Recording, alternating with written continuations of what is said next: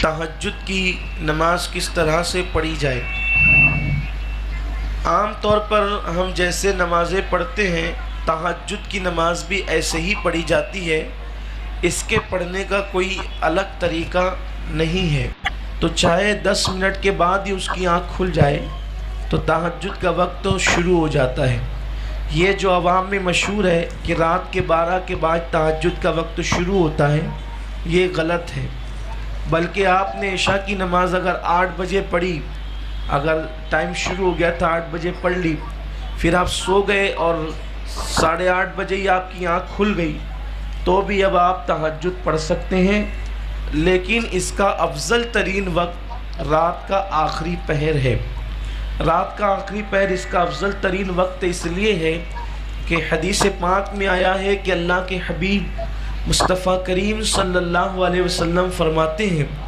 کہ رات کے آخری پہر میں ہر شب یعنی ہر رات اللہ اپنی شان کے مطابق پہلے آسمان پر نزول اجلال فرماتا ہے،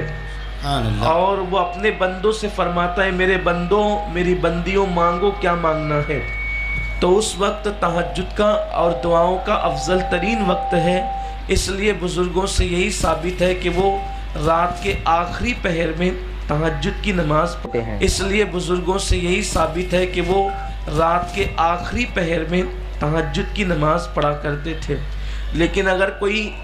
پہلے پہر میں بھی پڑھ لے تو تہجد ادا ہوگی، ثواب ملے گا، اس کے لیے سونا شرط ہے، اور نہیں سو سکتے تو کم سے کم اونگ لینا کہ تھوڑی سی غفلت طاری ہو جائے، اس کے بارے میں حکم فرمایا گیا ہے۔ اور دوسری بات، تہجد کو رات کے آخری پہر میں پڑھنے کی حکمتیں یہ بھی ہے کہ آقا کریم صلی اللہ علیہ وسلم نے فرمایا جب سب سو جائیں اور تو نماز کے لیے اٹھے تو اللہ کو تیرا یہ عمل بہت زیادہ پسند ہے، ایسا کرنے والے کو اللہ قیامت کے دن حساب و کتاب کی تکلیف سے بچا لے گا، اور اللہ تعالیٰ اس کو مشک کے ٹیلے پر بٹھائے گا۔ جو بندہ اس وقت نماز پڑھتا تھا جب سب سوئے ہوتے تھے، اور اکثر رات کے آخری پہر میں سب سو جاتے ہیں، لوگوں کی اکثریت سو جاتی ہے، تو اس وقت نماز پڑھنے کا